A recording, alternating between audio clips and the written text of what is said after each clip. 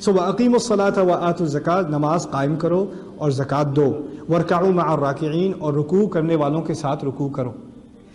قرآن میں کتنی آیات ہیں جس میں نماز پڑھنے کا حکم ہے، زکوٰۃ دینے کا حکم ہے؟ آپ کو معلوم ہے، یہ کوئی نئی بات نہیں ہے۔ لیکن جو بات ہماری نظر سے گزر جاتی ہے، جس پر دھیان نہیں پڑتا، وہ یہ ہے کہ ان آیات کی لوکیشن کیا ہے، کہاں پر کہی گئی ہے یہ بات۔ اگر آپ پچھلی بات سے اس کو ملائیں گے نہیں تو بات سمجھ میں نہیں آئے گی۔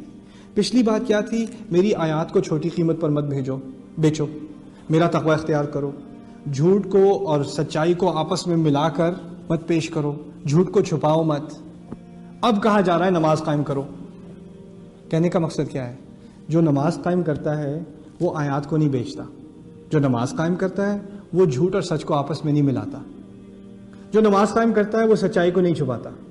یہی نماز اصل قائم کرنا ہے۔ وَأَقِیمُوا الصَّلَاةَ، یعنی نماز قائم کرنا صرف قبلے کی طرف منہ کر کے کھڑے ہونے کا نام نہیں ہے۔ نماز قائم کرنے کے لیے آپ کو اپنے کردار کو ٹھیک کرنا پڑے گا۔ کیوں؟ فلسفہ سمجھنے کی کوشش کیجیے۔ آپ جب اللہ تعالیٰ کے سامنے نماز میں کھڑے ہوتے ہیں تو اسی طرح یہ ایک طرح سے ایک پریکٹس ہے، ایک دن ہم نے اللہ تعالیٰ کے سامنے ویسے ہی کھڑے ہونا ہے، اور جس دن کھڑے ہونا ہے ہماری ساری کرتوت سامنے آئیں گی۔ فَأَمَّا مَنْ أُوتِيَ كِتَابَهُ بِيَمِينِهِ وَأَمَّا مَنْ أُوتِيَ كِتَابَهُ بِشِمَالِهِ، اس کا کیا حال ہوگا جس کے دائیں ہاتھ میں کتاب دی جائے گی، اس کا کیا حال ہوگا جس کے بائیں ہاتھ میں کتاب دی جائے گی۔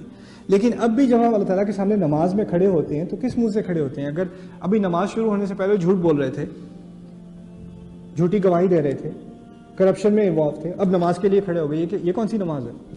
یہ کون سے خدا کے سامنے کھڑے ہو؟ یہ تو تم نے اپنے دکھاوے کے لیے یا اپنے آپ کو، اپنے نفس کو خوش کرنے کے لیے تم نے تھوڑی سی ایکسرسائز کر لی ہے، نماز تھوڑی ہے۔ اصل نماز تو وہ ہے جو ان تبدیلیاں لانے کے بعد آتی ہے۔ تو یہ جب اس تمام کرپشن کی طرف اللہ تعالیٰ نے اشارہ کیا ہے اور پھر نماز کی طرف ہماری توجہ دلائی ہے، وہ اس لیے کہ نماز اصل اس کا مقصد صرف تمہیں کھڑا ہونا نہیں، تمہارے کردار کو کھڑا کرنا ہے۔ وَأَقِیمُوا الصَّلَاةَ، اور پھر وَآتُوا الزَّکَاۃَ، اور زکوٰۃ دیا کرو۔ اب زکوٰۃ کا ذکر کیوں ہے؟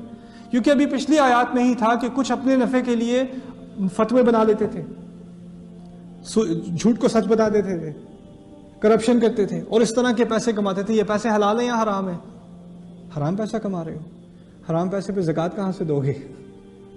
وَآتُوا الزَّکَاۃَ، یعنی کمائی تو حلال کی کرو تاکہ زکوٰۃ دے سکو، اپنے کردار کو ٹھیک کرو تاکہ اللہ تعالیٰ کے سامنے واقعی نماز میں کھڑے ہو سکو، کسی منہ سے کھڑے ہو سکو اپنے رب کے سامنے۔ دوسری بات، زکوٰۃ دیا کرو، ٹھیک سے زکوٰۃ دیا کرو، اور پھر یعنی اپنی کمائی کو حلال کرو۔